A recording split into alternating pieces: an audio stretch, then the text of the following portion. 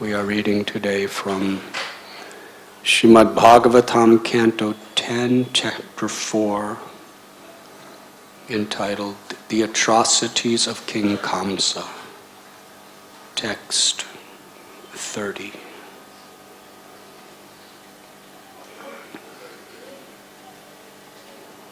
We have read in the previous verses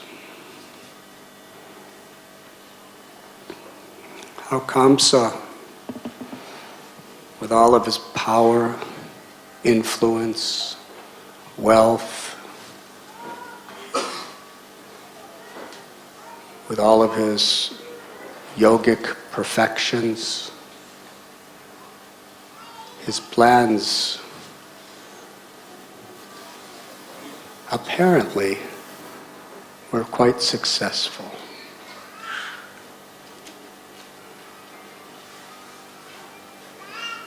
The Bhagavad Gita tells us that if we want to be peaceful in this world, we have to give up the desire to be the controller, the proprietor, and the enjoyer. Srimad Bhagavatam tells us that as long as we think in terms of aham mameti,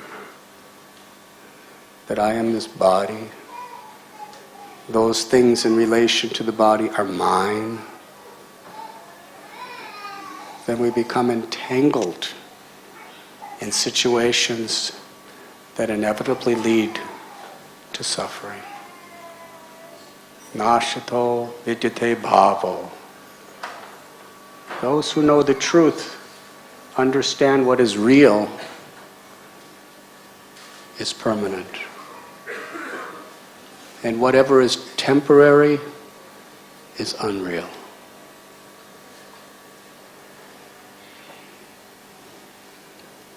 The word Maya means that which is not. In the Vaishnava philosophy, what does it mean by unreal? It doesn't mean something doesn't exist. It means we don't understand what it actually is. The body exists.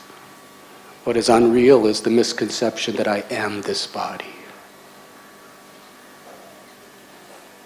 The soul, the eternal soul, Mamaivam so jiva loke jiva bhuta sanatana, is part and parcel of Krishna, eternal, full of knowledge, full of bliss. When the eternal soul identifies itself with this temporary body, that is illusion. That is Maya. So what is actually unreal is the misconception. They teach us a very powerful lesson, that however successful we may be, we will fail if we don't build our success on a foundation of truth. So here is Kamsa. He did years of severe austerity to get such tremendous power. Each arm with the strength of 10,000 elephants. Even these great mystics that we read about later in Srimad Bhagavatam, Putana, Aghasura, Bakasura, Aristasura, Keshi, Pralambasura, incredible powerful yogis these people were.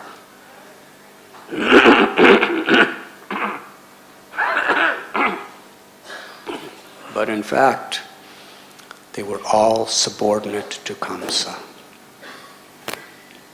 Kamsa had defeated them all. And for most of them, he defeated them so severely that they either were to die at his hands or surrender to being his subjects and to do his will. So this is the power of Kamsa. He proved himself. And all of his plans appeared to be very fruitful. It was his desire to steal the throne from his own father, Ugrasena. Ugrasena was the commander of all the armies, Bhoja dynasty. Kamsa conquered him, took control of all the armies, took control of not only the Bhoja dynasty, the Andaka dynasty, the Yadu dynasty, so many dynasties. Conquered all of them. Put his own father in prison.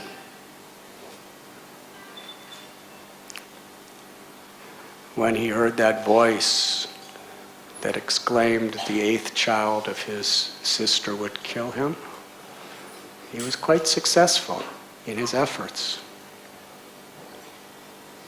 Put them all in prison. Harivo Premdasji. We have 3 special guests today. We have Urmala Mataji Devi, and we have Yadubar Prabhu, and we have Professor David Haberman Premdasji. Let us very enthusiastically welcome them by chanting Haribo.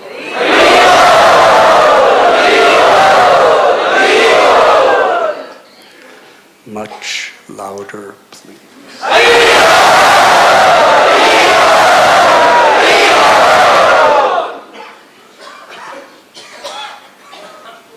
Thank you.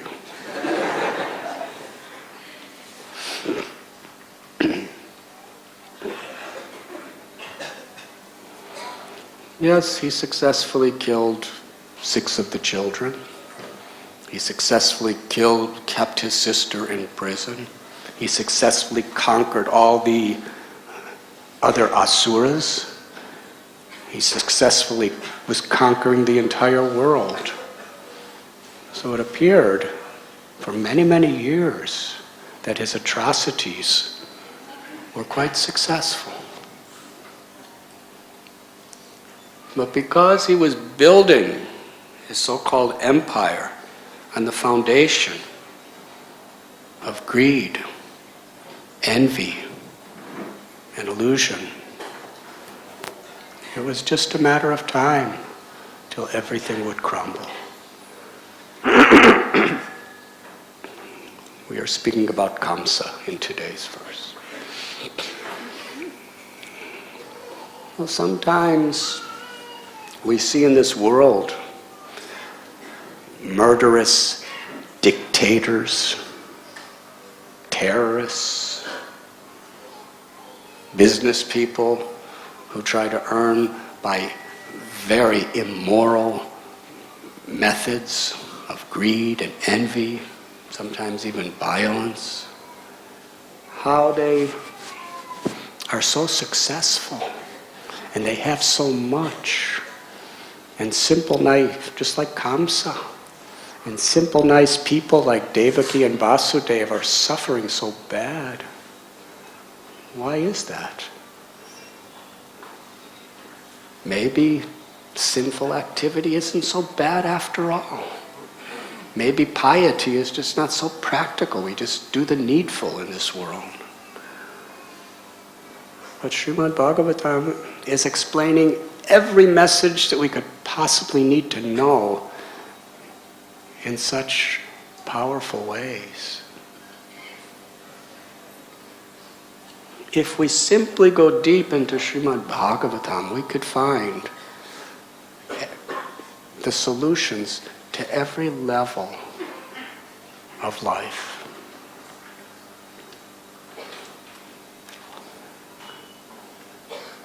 Kamsa had everything, but he had no happiness. He had no peace. He had no love.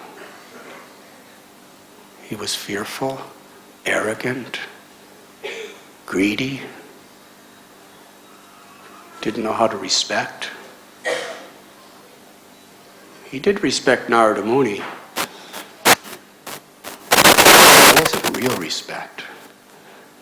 It was more like business respect. He wanted something from that Muni. So he gave him the respect as like a price. So here we find Kamsa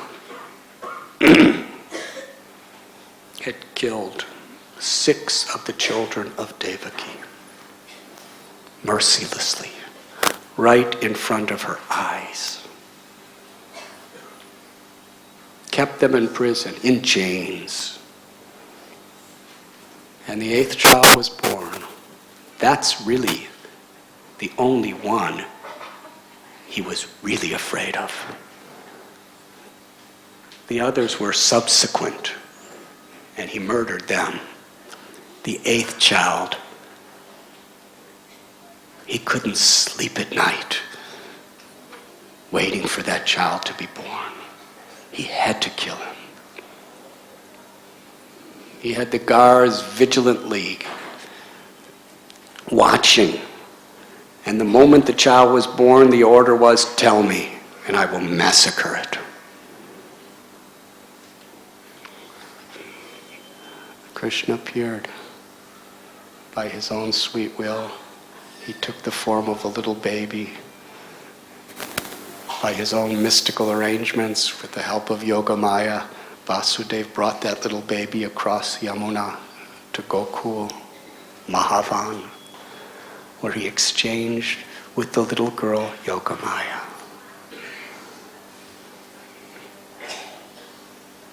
And little Yogamaya Devi, little infant, tender infant baby. As soon as she came back into the cell, the doors locked, the chains clasped Vasudeva again, and she cried. And she cried loud, and she woke up the guards, and everybody woke up, and the guards immediately ran to Kamsa and gave him the message, and he didn't hesitate.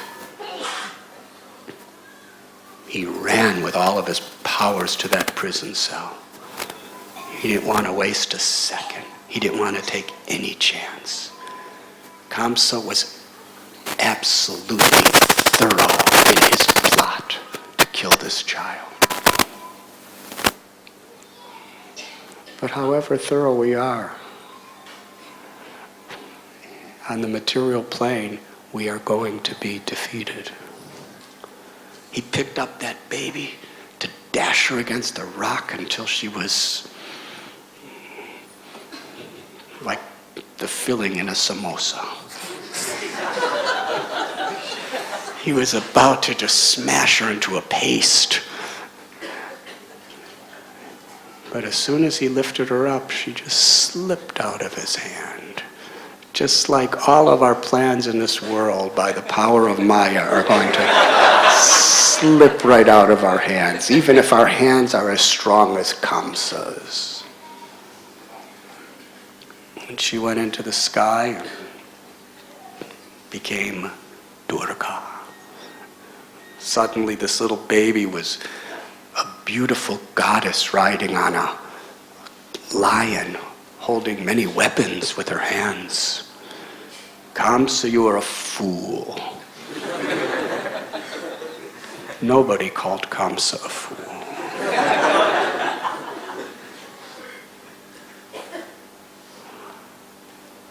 The child that is meant to kill you is already born somewhere else.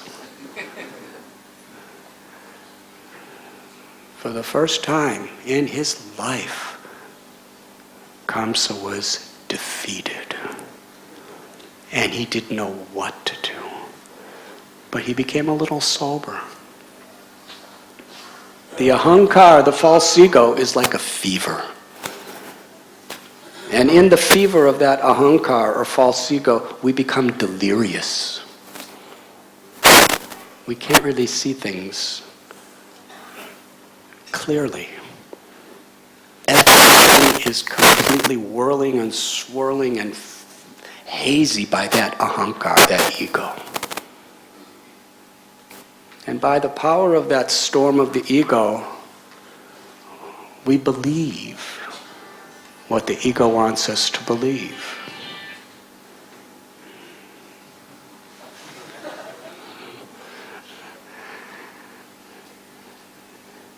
And we see through the lens of that ego. Srila Prabhupada explains, if you have yellow-colored glasses, or in India we say spectacles, everything looks yellow. If we have red-colored glasses, everything looks red. Now, if we don't realize that we're wearing spectacles, we think everything is red or everything is yellow. Premanjana Churita Bhakti Vilochanena, Brahma Samhita tells, when our eyes are ornamented with the salve of prem or love, then we can see Krishna in his beautiful form of Shyam Sundar playing his flute. But the ego makes us believe, even makes us convinced of our own illusions.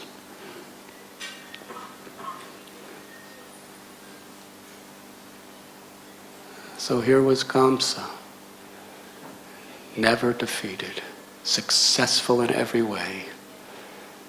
And now he's told that the child that is going to kill you is born somewhere else. And there was nothing Kamsa could do to that Durga Devi in the sky. So those yellow-colored glasses of his ego were temporarily shattered. And then he started to see, what have I done? I killed my own nephews, 6 of them, consecutively. I broke the heart of my sister and brother-in-law. I've committed such sinful deeds. And Kamsa was a profound philosopher.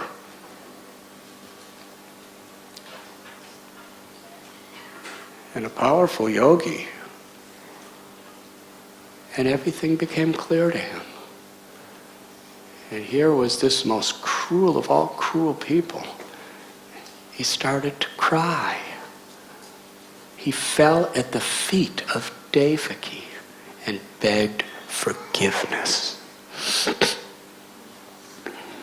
And then, as we explained in the last few classes, along with his begging forgiveness, he spoke very accurate philosophy that was totally misplaced.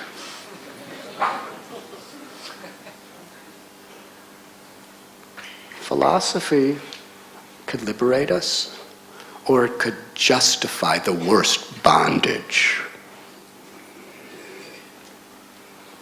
Srila Prabhupada explained, philosophy is useless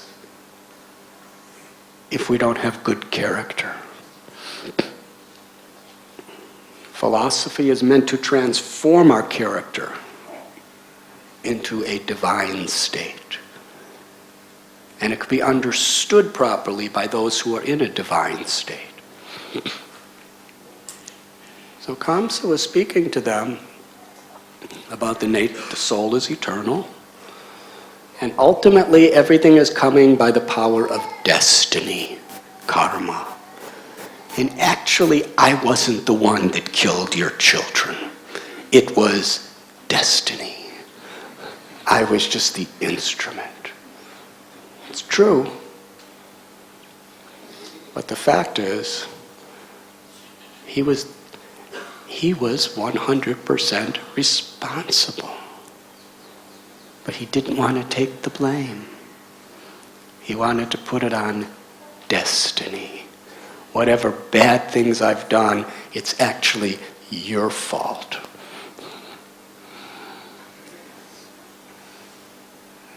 This is the most irresponsible, wicked manipulation of the truth. But as we see in this world, when people manipulate the truth, it can become an incredibly powerful weapon of evil.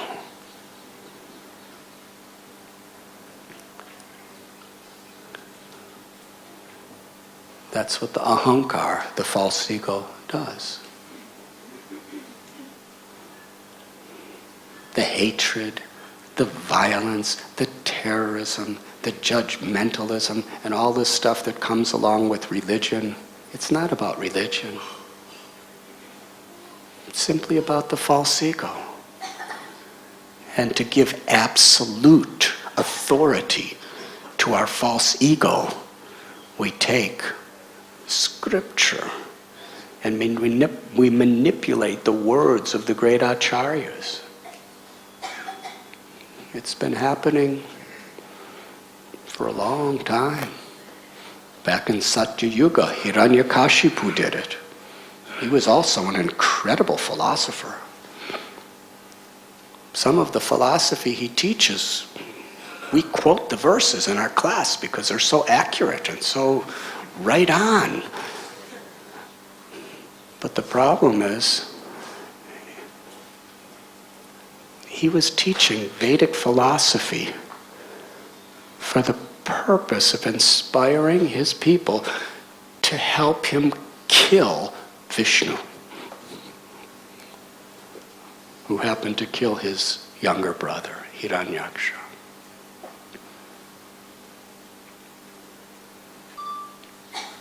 And Kamsa is speaking excellent philosophy to take the blame off himself to a large extent. But still, he was crying, and he was at the feet of Devaki. Now that's pretty humble for Kamsa, to be at the feet of his sister. And Devaki, Vasudeva, they were so gracious and so kind, they forgave him. They said, yes, Kamsa, it's true, it was our destiny. They totally, from the core of their hearts, forgave him for everything. That was their greatness. And he recognized their greatness. He was actually in a relatively enlightened state because the fever went down. The balloon of his ego, that I'm the controller, I'm the enjoyer, and I'm the proprietor, burst. So he released them with a repentant heart. And that's where we come to today's verse, where after releasing him, he met with his associates.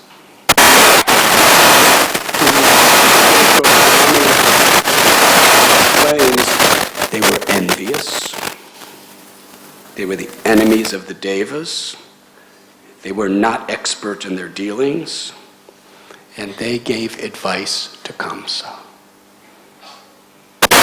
Now they were his subordinates. They were very powerful. And sometimes powerful people, they're extremely dependent on their subordinates. They're willing to kill them in a second or destroy them one way or another, socially, emotionally, philosophically, or physically. But when they're in a weak condition, they're the only ones who really believe in me. So I need them. Yes, because he wants to be the controller. These people actually believe in me. They're on my side. And they're about to tell Kamsa, no. They were praising him. This is his vulnerability. He wanted to be the Lord, the Master, and these people could control him because they, as long as they perpetuated his illusion that he was the Lord and Master. And he needed that. So why should you be afraid? You are Kamsa. Even the great demigods, the Devas, fear you. You have already defeated all of them in battle. Indra, Vayu, Agni, Surya. When you fight them in battle, you break their limbs, and either they die of burns or their power run away.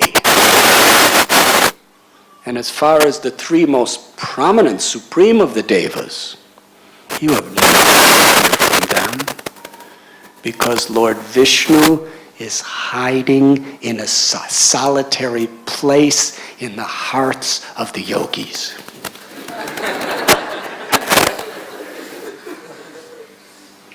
And Shiva, he's retired and gone to the forest.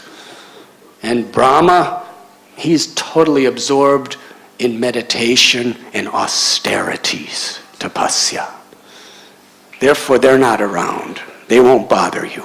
And all the other devas are subordinate to your power.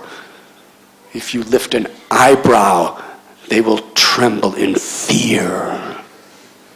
So why should you be afraid? If this child is born somewhere else, then our advice to you, Kamsa, is we will go out on your behalf. Just give us the order, and we will kill every child that has been born in the last 10 days everywhere.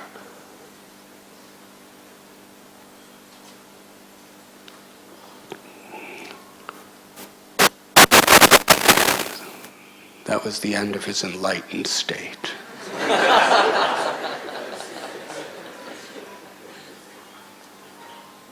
It's very much in this history. It's symbolic. It's an analogy of what happens to us. Many of us, like Kamsa, little mini Kamsas. We want to be the controller, we want to be the enjoyer, we want to be the proprietor. Also, Janasya mohoya maham mameti. We think in terms of I am this body, and whatever is in relation to this body is mine. And in this way, we exploit rather than serve. Divine nature is to serve. The demoniac nature is to exploit. To not see how everything is the property of Krishna. And everything should be used in harmony with the will of Krishna. But somehow or other, coming in association with devotees who are represented in this analogy by Vasudeva and Devaki, we become sober. And we actually change our ways. It's the power of satsang. Sri Chaitanya Mahaprabhu taught us, sadhu sangha, sarva sastra koi, lava matra sadhu sangha, sarva siddhi hoy. That all the great scriptures broadcast that even a moment's association, lava matra. It's explained in the Shastras that a lava matra means 1/12 of a second. Even a moment's association with a sadhu, with a saintly person, can open the doors to liberation, to perfection. Mahat seva dwara mahurava muktes tamodwaram yoshita sangi sangam. By serving great souls, the doors to liberation are opened wide. But by hearing from and associating with people too much addicted to these egoistic material ways, then the doors to ignorance and darkness are opened. So this is so crucial. We are living an illusion. We associate with devotees. We become enlightened. Very careless. And we don't keep that powerful association.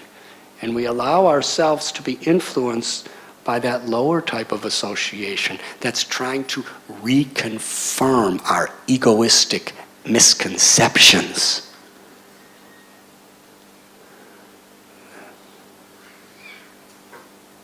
Then we become swayed again into the path of darkness.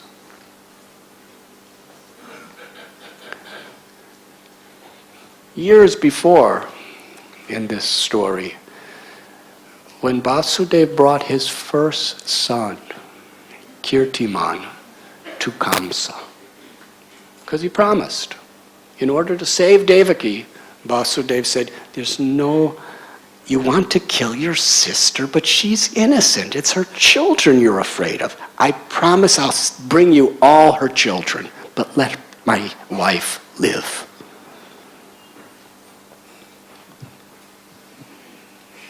Kamsa trusted Vasudeva. That was the power of his devotion. That even such a demon, his life was at total risk. But he trusted Vasudeva that much. And sure enough, Vasudeva brought the first baby. And Kamsa was affected by Vasudeva. What a saint. He actually kept his word at the cost of his own beloved child. I have nothing to worry from this child. It's the 8th one. Take him home. Be happy.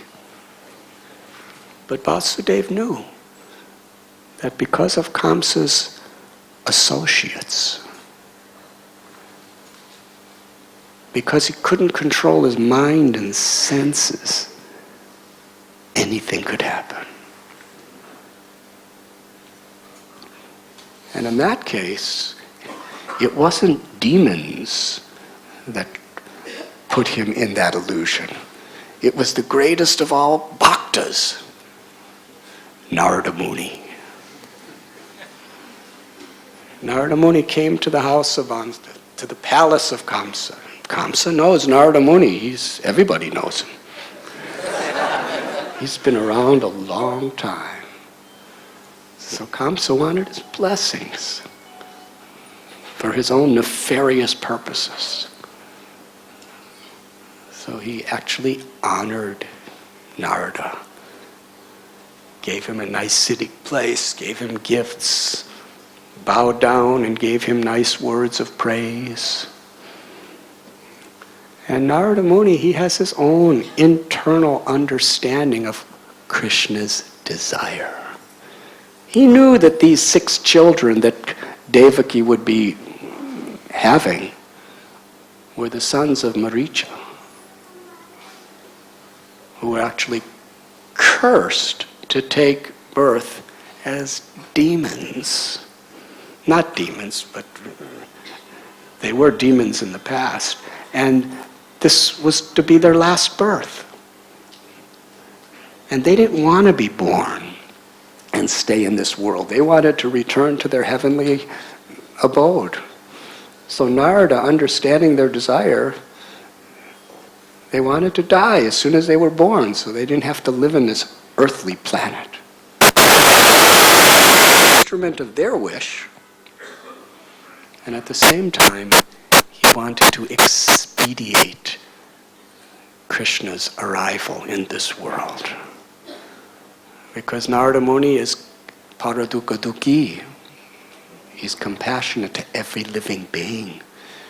And the original Supreme Personality of Godhead was going to descend from Goloka, the spiritual world. It happens only once in a day of Brahma. Every 8 billion years. 8,640,000,000 years to be precise, according to the Shastra, Krishna comes in his original transcendental form to perform his leelas. So this is a very special thing that Narada Muni, he wanted Krishna to come soon.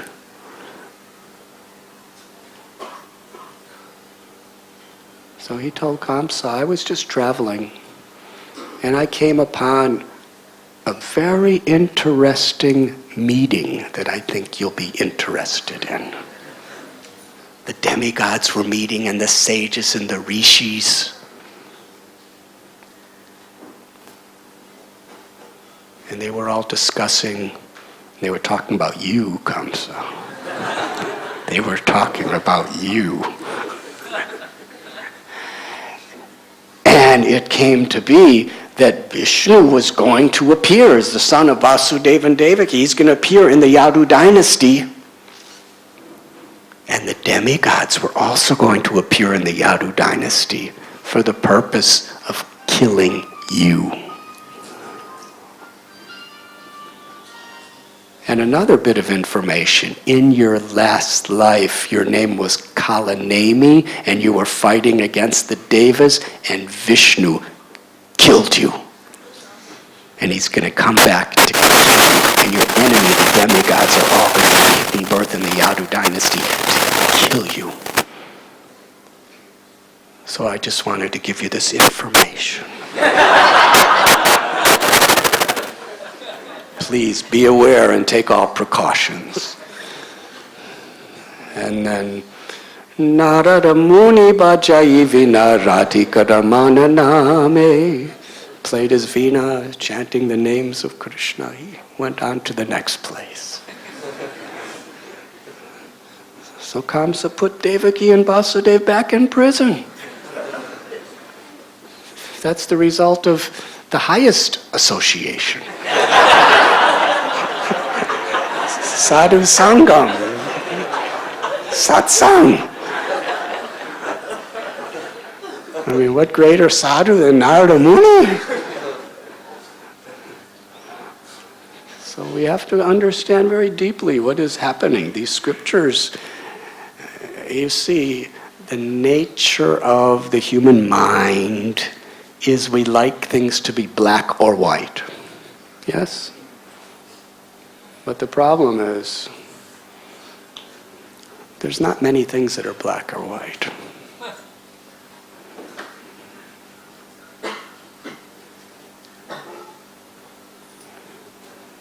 Krishna's kind of black and Radharani's kind of, and Balaram is is white. Krishna and Balaram are black and white. That's other than that, in this world, truth is something very deep. Truth is very profound.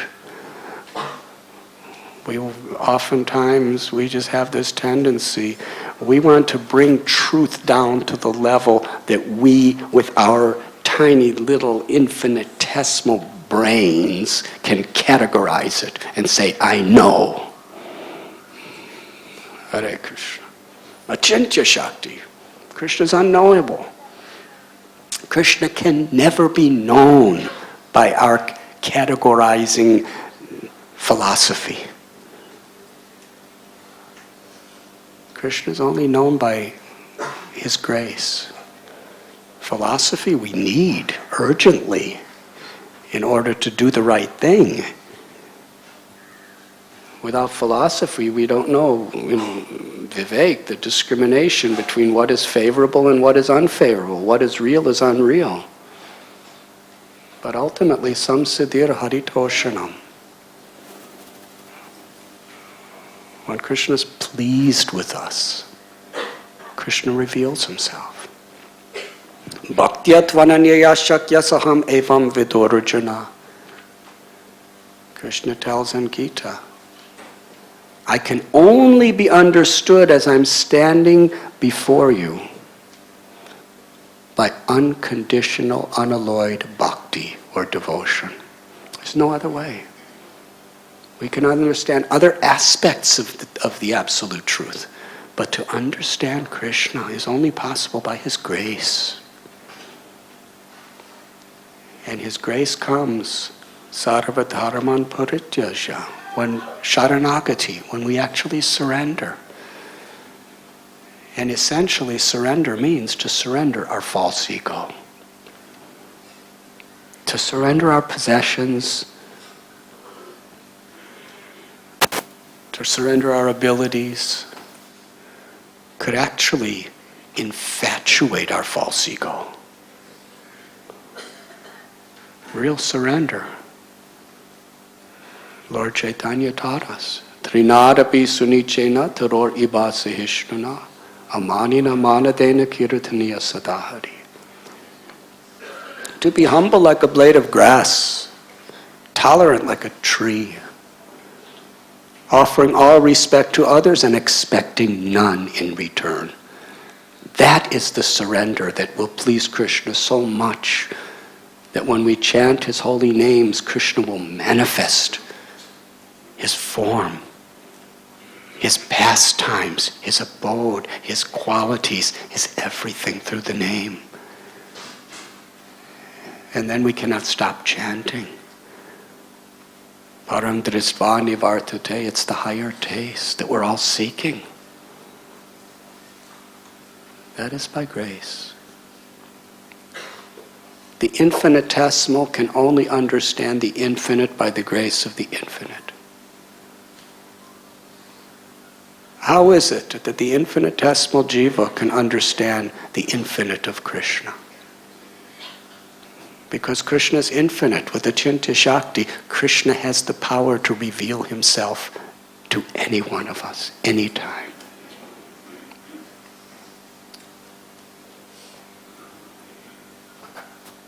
So by Narada Muni's influence,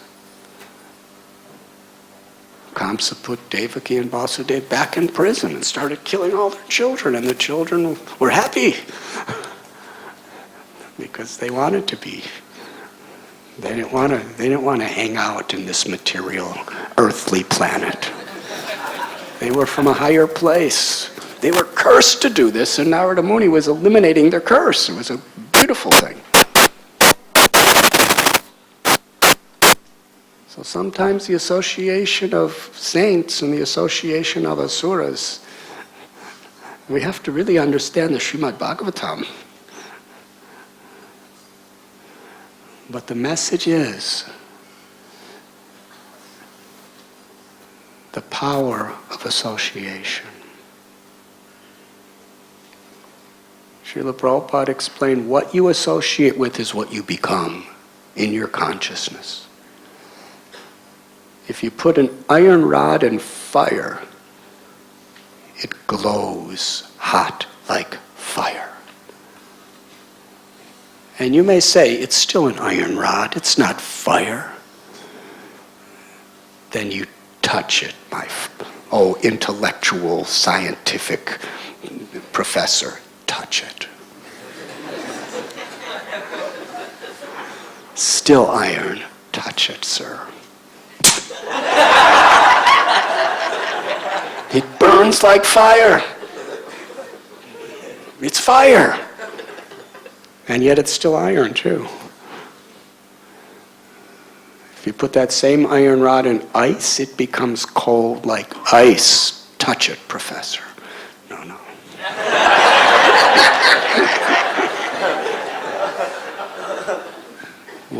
And it's a simple example you're laughing about, but it's not so funny when we become the iron rod.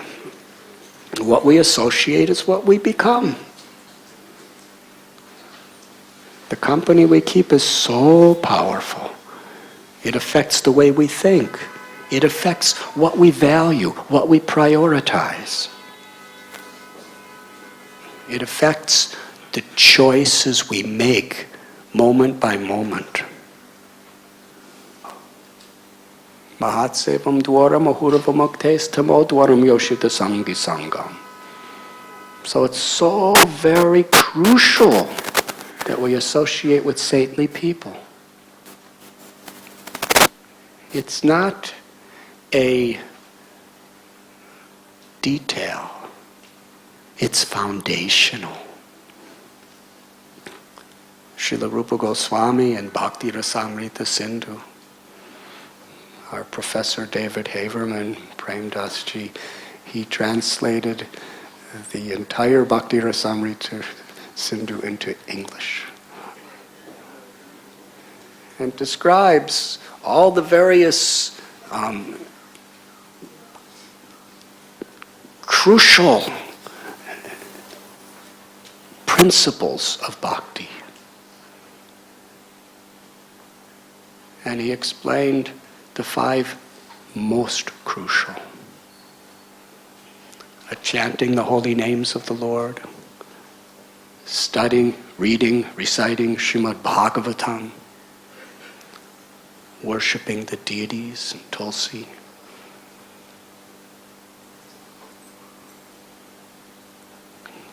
visiting holy places like Vrindavan, Mathura, Dwarka, and association of saintly people. And without the association of saintly people, none of the others is sustainable.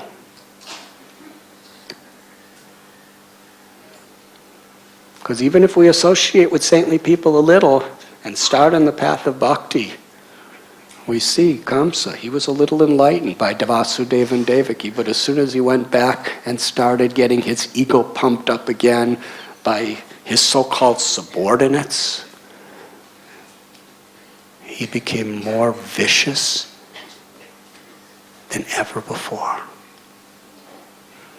They told Kamsa, just give us the order. We are on your side. We are your well-wishers. We are for you in every way. We have total faith and confidence in your prowess. Just give us the order.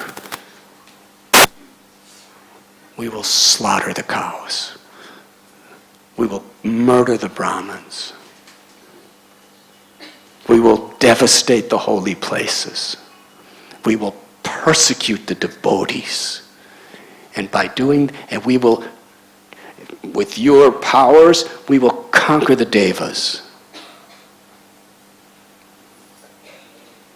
And then Vishnu will die.